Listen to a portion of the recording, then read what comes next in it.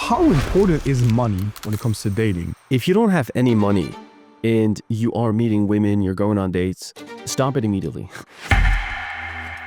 Talking to women is still not illegal, and in fact, I would encourage you to do it. If you tell a guy his girl is very pretty, how is that an insult? That is one of the best compliments you could possibly do. How important is having a good physique when it comes to dating? Why would you just not look better? And by looking better, I'm not talking about, getting surgery. I'm talking about improving what's in your control. What you don't see is the 10,000 hours of it not working, of me getting just brutally rejected. I don't even believe in rejection. I don't even believe rejection exists. If you don't have the money to invite a girl on a date and pay for her coffee, you have other priorities. You have other stuff that you need to fix. What brought you into talking to girls at the first place, and what was your experience doing this? I mean, I used to be so shy, so socially anxious when it comes to girls, and people don't know this when they watch my videos, right? And I think it's a guy thing, because we tend to think that a guy who's really good with girls, he's just always been like that. I was so shy. I was so afraid of women. I could not ask an old lady at the bus stop for the time. And so I was just like, fuck that. Like, this is not fun.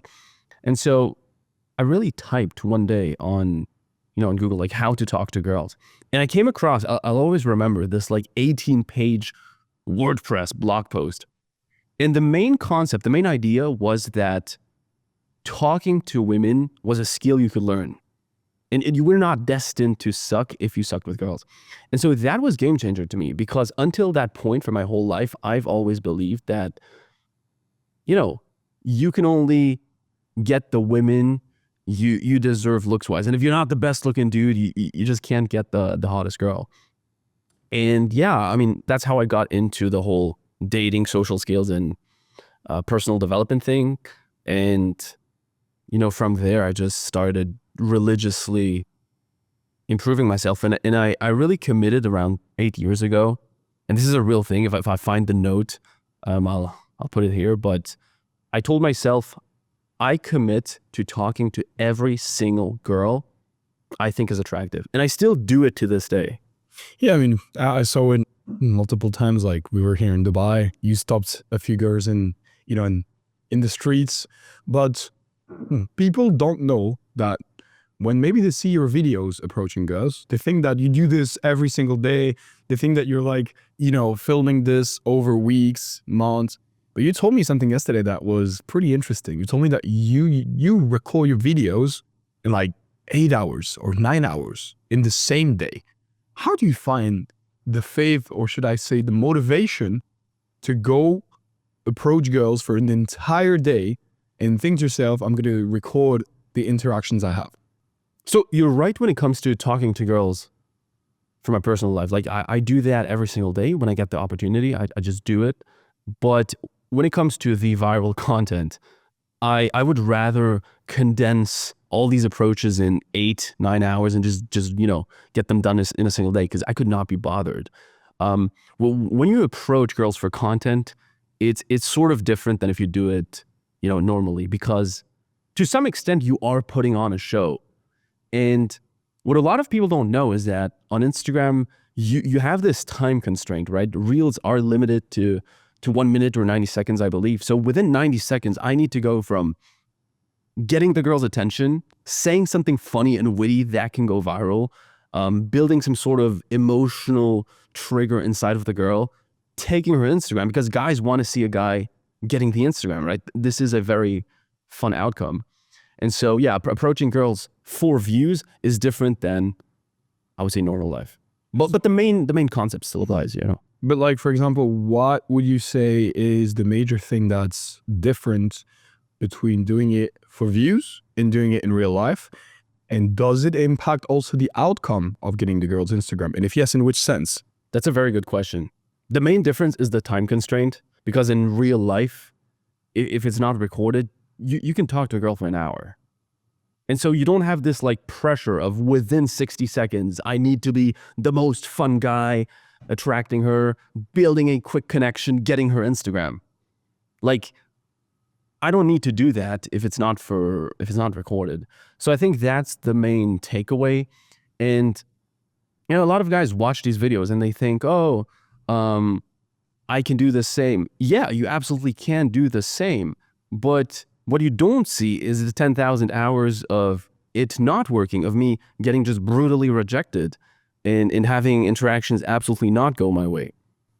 Yeah, 100%. And I think the very interesting part of this is you don't understand. It always seems easy when you're behind the screen, but the reality is, we're going to talk about this. There's also rejections. There's also times where it's not fun or it's not easy. And we're going to come to that topic as well. Actually, I was curious to ask you as well, like, talking about this, what would you say was the most brutal rejection you've ever experienced just approaching girls in the streets or approaching girls in public places? There's two that come to my mind. There was one in Mexico, and it was a sort of store cashier in a department store. And I came up to her and I just gave her a genuine compliment. I was smiling. I thought that I did a great job. And she was so frightened, or so like I caught her off guard so hard that she literally almost got a panic attack, and she started like trembling. I've never seen this in my life. And she just like goes to the back of the store, and I hear her crying, whatever. And I'm just like, what did I do here? Like stuff like that can happen. But I think where a lot of guys get caught up is they have this idea that approaching girls is some sort of predatory thing, and they'll be on the news headline of like predator in Dubai, in America. Like, no, talking to women is still not illegal. And in fact, I would encourage you to do it. Now, it's about how you do it, right? If you just creepily talk to women and don't have social intelligence, that's on you. You should never blame women. Don't be frightening either. Like, don't look like this guy was like, hello, can I get your Instagram? Like, of course not. But yeah, so it wasn't a rejection in itself. It was more like just a reaction that was kind of weird. And I would go as far as saying, I don't even believe in rejection. I don't even believe rejection exists. It's a construct of the mind. Because if you think about it, rejection is nothing but somebody not accepting to be part of your life. And so my frame has always been, I will offer you to be part of my life. Now you have two choices. You can either accept it and be part of it, or you can fuck off. And both are totally fine with me, you know? And same in business. The reality is that in business, it works exactly the same way. Sometimes you'll try to, make up a deal with someone, and it will not work because they will not have certain common values with you or certain interests that match with yours. And you don't have to force them to make business with you. If they can't make business with you, they'll make business with someone else, and you'll make business with someone else. So it just works the same way. And it's the same kind of thing. At the end of the day, it's all about abundance. We as guys don't like every girl either. You only approach women you're interested in, right? So why on earth would you expect every woman to like you? Of course. It's idiotic. Like, it doesn't even make sense. And what about the second rejection? Was it a different thing? Like, was it a different situation? So yeah, another rejection that was sort of brutal, at the time, that was like years ago, was actually in Thailand. And it was a girl who had this like natural, shy, extremely introverted vibe. And she was so nervous about the situation that she just like looked at me with like huge eyes and like also, like couldn't talk, and she just like went away. But those really are... They're not necessarily rejection. Exactly. They are just women maybe living in a place where men don't approach girls, not being super like used to it, maybe having this kind of reaction because they believe that, hey, maybe this guy's different and I'm not ready for him, or maybe I'm not enough for him, or maybe there's just this opposed mindset about the fact that, You know, in the West, they're used to it because it's a thing. So girls tend to be the ones on top in the situation, trying to choose which men they want to be surrounded by. Maybe in other countries it's different. Do you think that in other countries, men have more choice? I think certain countries, it's not that men have more choice, is that as a foreigner, you represent something that they don't get to see every day.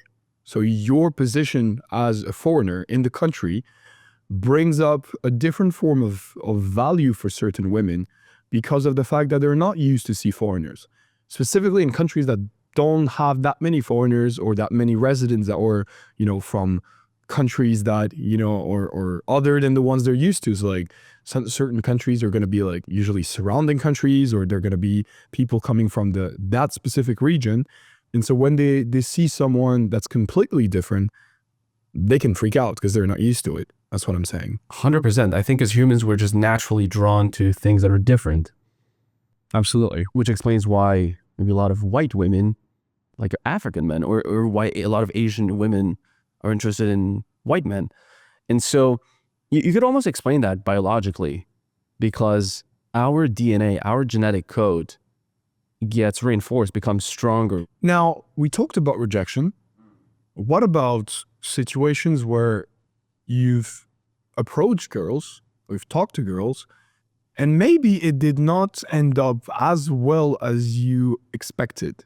Maybe it got you even into trouble. Did you ever experience something like this?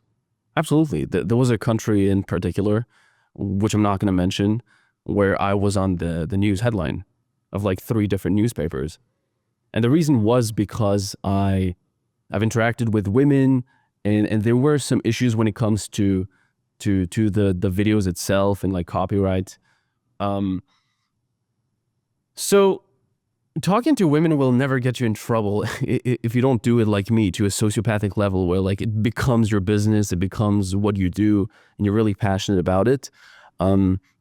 But yeah, that's definitely something that happened. And have you ever experienced talking to girls that were cheating or were in a relationship, and then, you know, having to handle the boyfriend, for example, or you know, some sort of like person wanting to talk to you or beat you off or fight, or did it ever happen? I mean, absolutely. I've approached countless women where they were with their boyfriend, and at first it looked like she was alone, and then her boyfriend appeared out of nowhere. Some of them got sort of aggressive, but in most situations, what happens is, you know, the guy is like, "Oh, hi," and I'm like, "Hey, I approached your girlfriend because she looks beautiful.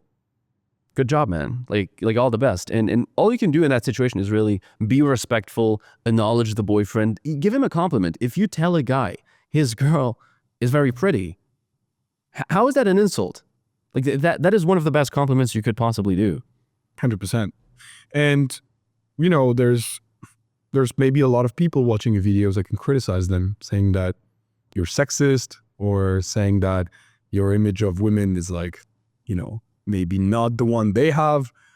What's your response to that? And what's your opinion on feminists and, you know, people that have this kind of opinion? Talking to women is the least misogynist, sexist thing you can possibly do on earth. I would go as far as saying, if you want to make the world a better place, you should talk to more women. Because we currently live in a, you know, depressed, shy, anxious generation full of men who have lost the ability their parents had. Your parents and your grandparents and your grandparents probably all did the same thing, aka meeting in real life, which ultimately is the purpose of life. Like, we did not evolve to hide behind our screens like little weasels on dating apps. So yeah, to all these people saying, "Oh my God, you're a misogynist for you know, harassing women." If you don't know the difference between talking to a woman in a polite and confident manner and harassing her, you have other problems. There is nothing wrong about talking to women. I want to make this very clear. In fact, I would encourage every young man to do this because it will help him build skills and develop character traits that will just increase his overall quality of life, but also increase the quality of life of women. I've had women genuinely thank me, being like, thank you for approaching me. Which is crazy to a lot of guys, right? Because we as guys always think, oh, we're this little peasant, and we have like the chance of talking to thy noble lady. But what if the girl was gaining from talking to you? What if you developed yourself into a guy where the girl is gaining value from having that interaction with you? And one mindset hack I've personally used, and I still use to this day, is telling myself, and I actually do this, if I don't talk to the girl, I'm destroying her day. Now, this might sound a little extreme, but I genuinely believe if I don't talk to the girl, I am making her day worse. Which is true. You could literally, you can give someone a smile, you can give them a compliment, like you can make her laugh by talking to her. You could literally meet the future mother of your children just by talking to her at a bus stop, in a grocery store. But because you little selfish prick with your little anxieties and demons inside of your head, you're so scared of what people think, you are going to let the future mother of your children down? You can't do that. 100%. What about, so most people watch you or watch the videos, they don't really know who you are, where you're from, how many languages you speak. Give us a little summary of that. I do speak 7 languages, which is German, Spanish, English, French, Mandarin, learning Korean, Swiss German. Let's say 6. A lot of people would argue Swiss German is, counts as German. And I am from Switzerland, and German is the official language in the Constitution. We have 4. A lot of people don't know this. We're one of the only countries where we have 4 national languages, which are French, Italian, Romansh, and German. Yeah. So yeah, not a guy from the US. I'm not from the US, which is funny that you mentioned that. Most people think so, probably. A lot of people think I'm American. It's maybe the look, maybe the voice. I don't know. You tell me. A bit of both, I guess. I guess so. Now, you were talking about all of this, and I think it's interesting for people to know also, what do you do for a living, and what's your life like? What's sort of how do you live your life? What does your lifestyle look like? When it comes to making money, I do a boring thing and I do a fun thing. The boring thing is mainly investment in digital assets, aka cryptocurrencies. It's a really fancy word for saying I'm in crypto. But I also help guys find a girlfriend, and I've done that for the past 6 years. I've helped, dozens of guys get a girlfriend, meet the women they really want, build, the confidence to really be able to talk to any girl in any situation, and really sort of design the life they really want. And that's mainly what I've been doing. And so, yeah, the thing I'm doing right now, which I'm still doing, which is helping guys when it comes to their social skills, their dating life, is something I'm really passionate about because I used to struggle with this stuff. I told you. And the craziest thing is when you get a message from one of your, one of your clients, and he's like, "Oh, I just got married." We had literally a guy who he messaged me last September after 2 years of my help, and he said, I wifed her up. We're now married. Shout out to Rafa, if you're watching this. But that to me is the craziest thing. Like, that is true fulfillment. And ultimately, I think that's what business is about. It's about helping people. It's about building value and making the world a better place. Because if you're just in it to make money, you will never win against a guy like me or like you. Because we have a mission that goes way further, right? 100%. And I think on top of that, it's all about just the capacity that you have to live what you teach. And I think a lot of people in the info product and coaching space are definitely missing out on this. And they're definitely trying to preach certain things that are not really part of the day-to-day life and that they don't really practice themselves. Also, very important question. and I already know that it's a very important topic. How important is money when it comes to dating? And how important is it to be financially good? Should it be the most important thing? Should it be the second most important thing? What would you say about that? If you don't have any money and you are meeting women, you're going on dates, stop it immediately.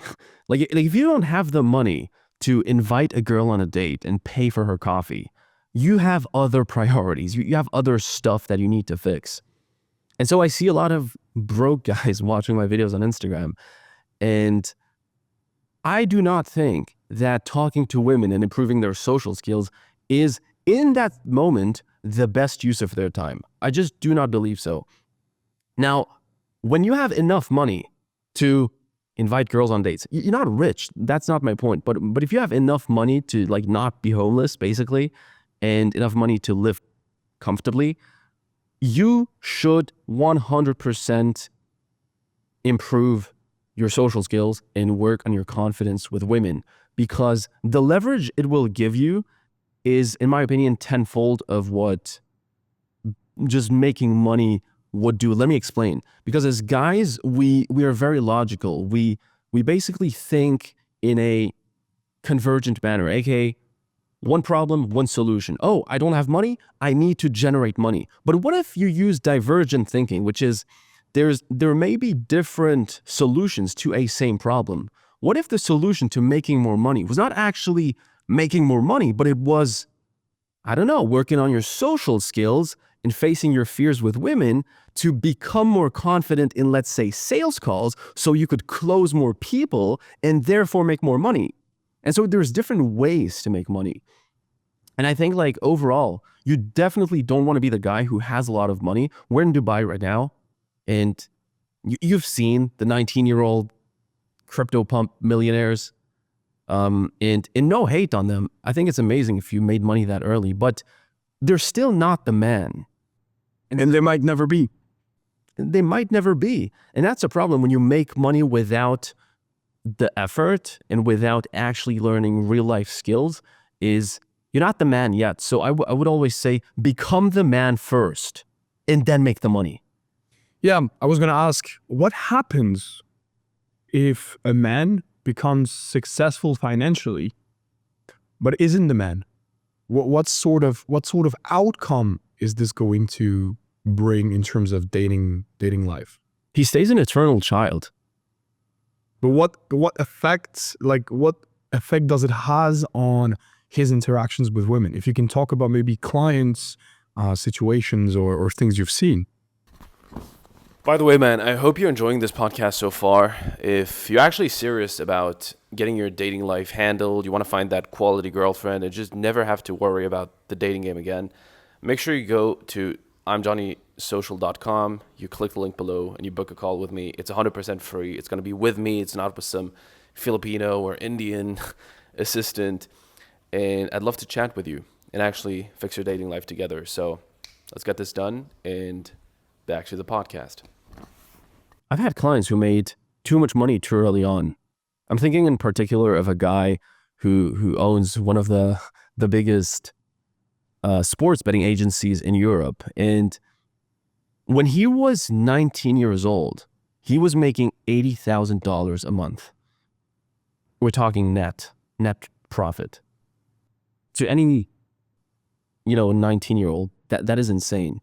And the issue was that he associated his entire identity and self-esteem around money. Oh, now that I have money, now I can talk to girls. But the issue is, he lost a lot of the money. He paid for a car, and then, some months later on, the business was not going as well. And so his confidence dropped. And that's the issue when you attach your identity and your self-esteem as a man to material things, such as money. You just can't.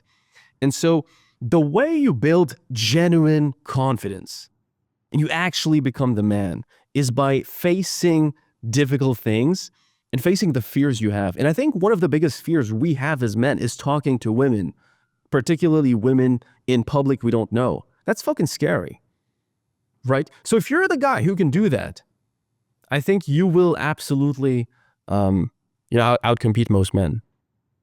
Definitely makes sense. Now, one thing a lot of men probably wonder about, and it's funny that we bring up this topic because we had the conversation a few days ago.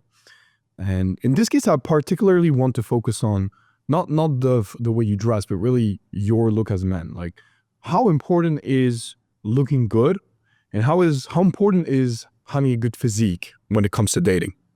Well, first of all, you'll never have a competitive advantage by dressing like shit. Why would you just not look better? And by looking better, I'm not talking about, getting surgery. I'm talking about improving what's in your control.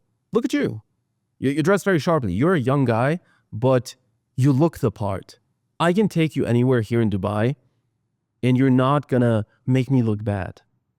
I think the issue with a lot of guys is they underestimate the power of looks, and they underestimate what they can actually do to improve. And so a big part is, as I said, is how the way you dress. Just wear a nice shirt. It takes you 2 more minutes of like putting the buttons on, but women look at you differently, men look at you differently.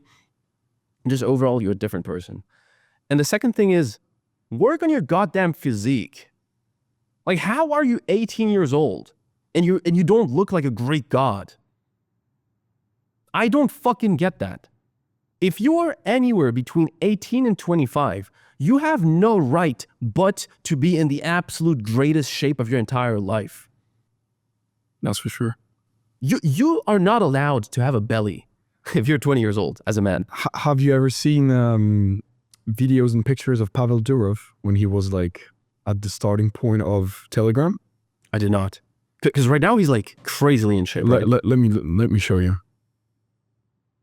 I saw recent pictures of him, and he has a great looking body, right?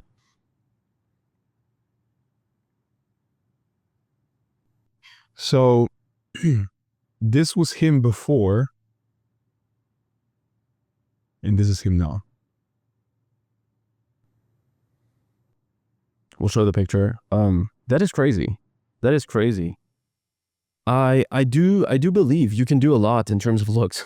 Yeah, I mean, I think there's no man that's ugly. There's just an issue in the way that they understand the way that they need to look, where they need to, put improvement, where they need to, like, I can also show people my glow up, like the way I used to look like when we worked together, how it used to be, how I look like now on every single level. And it's just massively different. And at the end of the day, I think it's understanding your personality, your body, who you are as a man, what suits you best, and just make a change on the things you can make a change on and where you can have control. That's exactly what you were saying, right? So if you look better with a beard, just put a fucking beard on, just keep it, just don't shave it. If you look better with short hair, then just cut your hair, keep it short. If you look better with long hair, keep it long.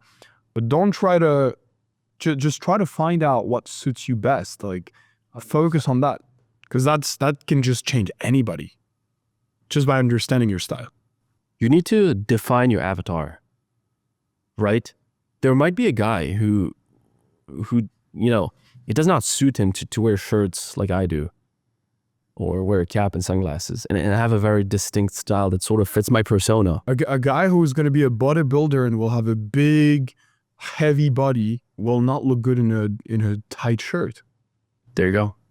So he will be meant to wear more like polos or t-shirts or something more like casual. And at the opposite, there'll be men that don't look good in t-shirts. I personally find myself not looking that good in t-shirts.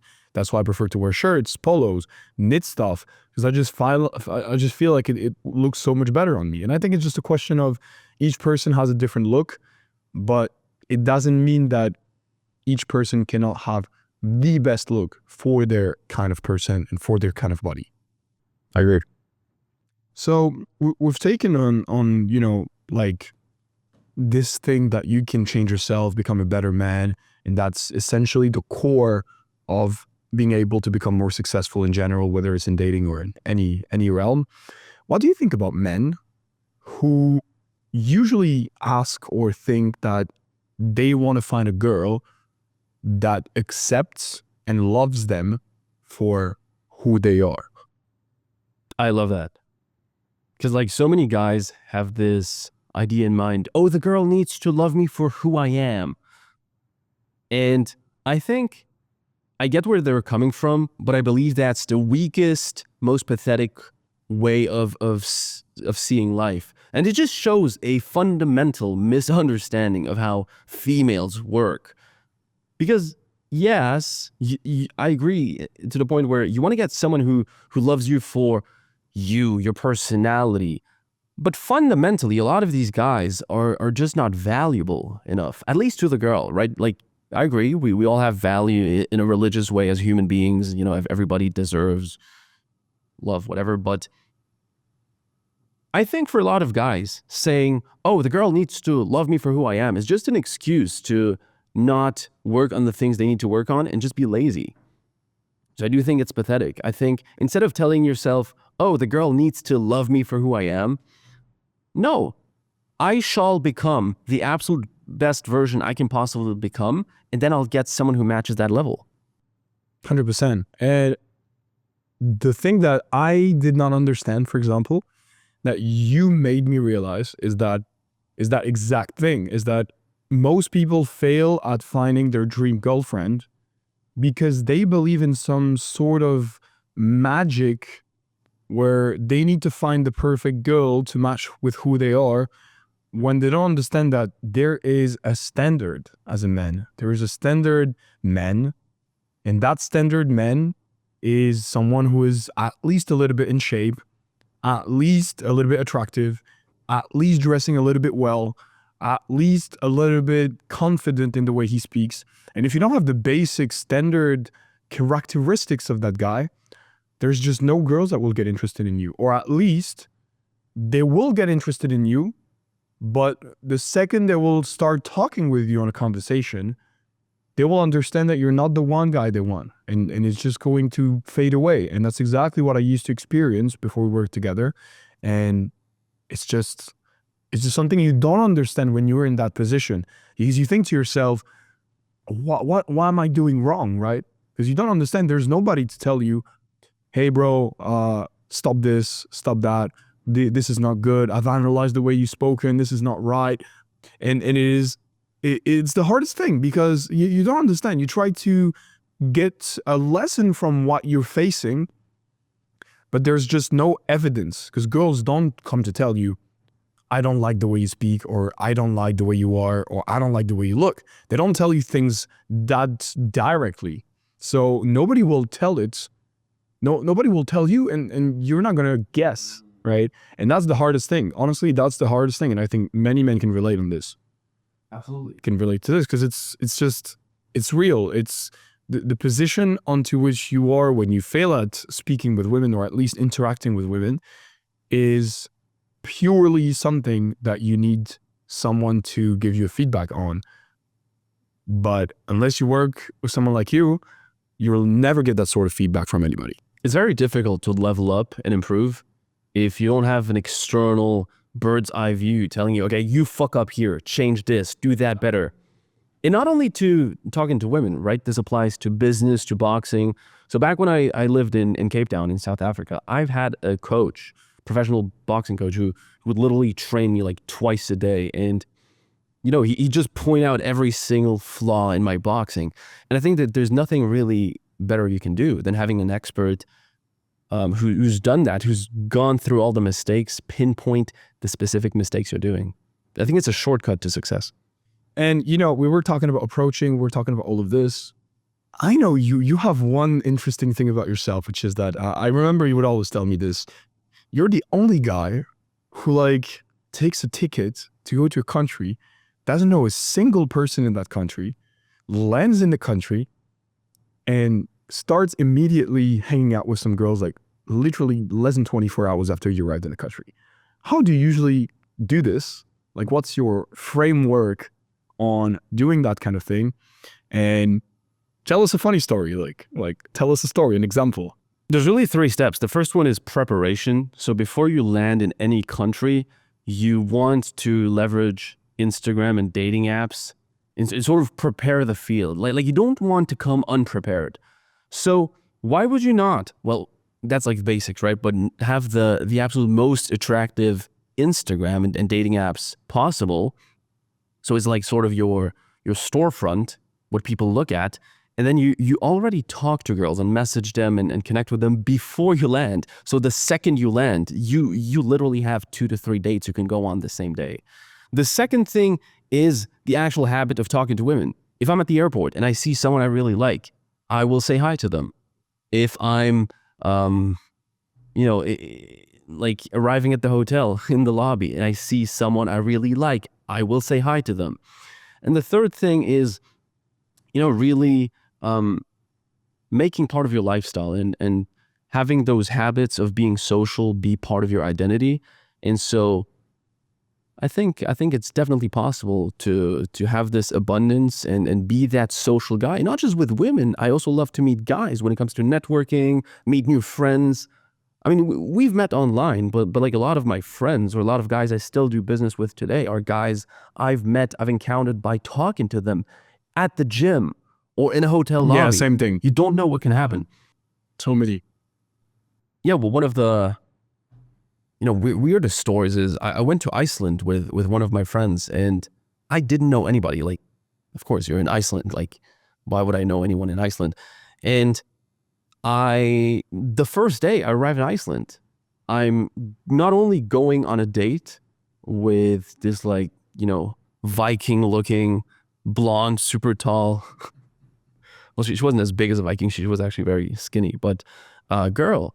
And we went to this lagoon with my friend. If any of you guys know about Iceland, you probably know the Blue Lagoon. It's this like massive spa place. And we just approached these two girls and they were absolutely gorgeous, very fun. And we had a blast. And so crazy stuff can happen when you get out of your head and you allow yourself to connect with people. And when you see socializing as a gift in and of itself, there's nothing wrong with talking to people. There's nothing wrong with meeting women. You're not a predator. You can do this. And you should too. Sounds good. Now, what would you say is, what's the number one thing that makes most guys struggle to find their dream girl in general? In your point of view, like from your experience, what was the number one thing that would come back the most throughout your clients in their experience?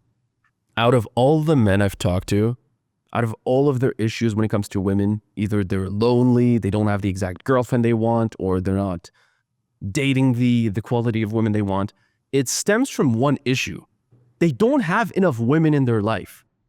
That is the common denominator. Think about it. If you had more women in your life, 99% of your dating problems would not exist. If you had more women you could meet, you would be less needy, which means you would be less weird with the girls you're talking to, which means these girls would be more attracted to you, which means you would in return be more confident. Since you'd be more confident, you would then, talk to more girls. So the number one thing that stops guys from having the success they want is their ability to talk to women. And in particular, number one, their fear and their inner monologue. I remember being so frightened at the idea of talking to women that I just couldn't do it. I mean, the first girl I've approached in public, it was in my cold town in Switzerland on a November morning. I'll always remember that. And I walked around in circles for 3 hours looking for someone to approach because I was so anxious. I was so nervous. I thought my head was going to fall off because I was so much in my head. And I just went to this first, middle-aged woman and asked her for the time. And so I think number one is, as a man, you need to overcome your approach anxiety. You need to overcome your fear of rejection and understand that it's okay. And you do that by actually doing it. The first time you'll be scared as fuck. And it will suck. Your first 5 interactions are going to be weird. They're going to be awkward. You will get rejected, and that's okay. And the second thing is, once you're able to go up to women and have conversations, you need to understand how to move the conversation. Because it's one thing to have conversations, but it's another thing to have successful conversations that consistently and predictably lead somewhere. AKA you going home with women, you connecting with women, you going on dates, you potentially making them your girlfriends. And you need to understand how women function. You need to understand their psychology. You need to understand how to behave in certain situations, what emotional buttons to push on. And if you're not able to do that, you will eternally suffer from from not being able to do that. In talking about this, what's one situation where you can say that you kind of fucked up talking to a girl, or maybe interacting with a girl, or maybe things did not go the way you wanted? If you can share with people that kind of experience so they understand that maybe it's not all nice and beautiful and easy and functioning, and sometimes there are also situations where I'm not talking about rejection, but I'm talking about throughout the interaction that you've had with that woman, maybe things did not work as well as you have planned. Guys, I have that all the time. Like, I'm not different than you. I'm not some god, or like, I'm just a regular guy who did this a lot and became really good at it. And there's a lot of women, there's a lot of interactions that didn't go the way I wanted them to go. And one example is one beautiful Russian girl who was in my school back in the day, and we went to Paris together. And at first, I believed she really liked me, and we had a vibe, and she showed signs of interest. But over the course of those 2 days in Paris with her, we went from Switzerland to Paris, which is like a 3-hour train ride. So it's very close. And she basically lost interest, and she just became very cold, very distant. And I thought, like, what am I doing wrong here? Right? What is it about me? Does she not like me anymore? Does she not like the way I look? Am I being weird? And at the end of the day, she just didn't like me. She just wanted to go to Paris. Probably. She got a free Paris trip, which is fine. But my point is, some women will not like you. And that's fine. We don't need to overly dramatize everything. We love to do that as men, but just understand. Yeah, we always need explanations about absolutely everything, thinking that you should never go too deep into this mindset of, I need a reason so I can improve myself on this, on that, on this. But I guess sometimes there are just situations in life where you just cannot learn anything from the situation, and it's just fucked up and you can't do anything about it. And that applies to every single situation in every single realm. It's not specifically about dating, it's about everything. Like, sometimes things will happen and they're difficult to explain. They don't have any correlation with something you've experienced, lived, done, or whatever it is. And you just have to move on. It's like when you approach a girl and she rejects you. Well, it might not be because of you. It might not even be because of the way you dress or the way you talk. She maybe just had a bad day. Maybe she just doesn't like you. Shocker, I know. And it's also very important to learn how to not take things personally. 100%. Because that's the most difficult thing at the beginning of anything, whether it's in business, whether it's in dating. A lot of situations where you will get a sensation of people in front of you reacting not the way you wanted them to react, or not liking something you said or you've done, doesn't always have to mean that it's because of you personally, but because of what they've seen of you, what you've done, or maybe their taste, their way of seeing things, their way of interacting. And sometimes it's just one detail that didn't match with them. You think it's your fault, you think it's due to you as a person, but it's not. It's just the situation in itself brought that person to feel the way they felt, and it didn't work out because of that. But it's not something that you can always correlate to you as a person. And I think that's one of the most important learnings, experiences that you can have as a man in every situation, once again. Absolutely. And not just dating, but also business, also networking. You need to get comfortable with rejection, and you need to get comfortable with people not liking you. That's the basic premise of having success in any realm. Like, you're not going to get very far if you expect everyone to like you. And fundamentally, I would not expect everyone to like me. You don't like everyone either. I think most people are shit. Yeah, 100%. Not in an arrogant sort of condescending way, but most people, and probably not you watching this podcast, because if you're watching this podcast, you probably want to improve socially, you want to improve financially, you want to improve physically. The right word wouldn't be their shit. It would be their mediocre. They have mediocrity as a standard because they're no longer part of a society that's evolving to a way where standard is already something good. Just the standard is just dropping. And that's why in every single situation as a man, I feel like the competition is like so low nowadays, is because you're just getting to a point where the competition is low simply because the standard is low. And the most we move forward over time, the most mediocre people in general, average people, become mediocre and become bad at everything. And that is the reason why it's easier than ever to win in life as a man in everything nowadays, just because it's this or it's mediocrity. Do you believe it's easier to win as a man nowadays? I think so. I think it's a lot easier because of how mediocre people are, how easy it is to get surrounded by good people if you know where to find them, but at the same time, how scarce it is to have good people. It's not difficult to find them, but you won't find them randomly. You'll have to search for them in a very specific kind of place, whether it's a private network, whether it's an event, whether it's a mastermind, whether it's in certain locations, whether it's in certain cities, in certain industries. But it doesn't mean that it's hard to find them, but it's not something like average. You have to make an effort to find them. And after that, you can become one of them. You can become those special people. Because at the end of the day, a lot of people on social media like to say that to become really successful, you need to, you don't need to be special. You don't need to be, talented, or you just need to work a lot. And that's true. But working a lot is putting yourself in an inevitable, talented position, literally. Working a lot is making yourself stand out and making yourself better. So at the end of the day, you have to become extraordinary. By the way, man, I hope you really enjoyed this podcast, but if you want to go further and if this inspired you to actually do something about your life and more specifically your dating life, and you are an entrepreneur, you have a business, but you just don't want to waste time on dating apps and, doing stuff that doesn't work.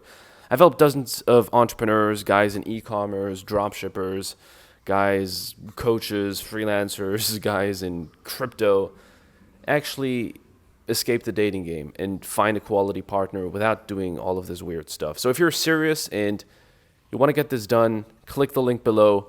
I'm johnnysocial.com. Book a call with me and we'll chat. I'd love to get to know more about your situation and see if we're a good fit.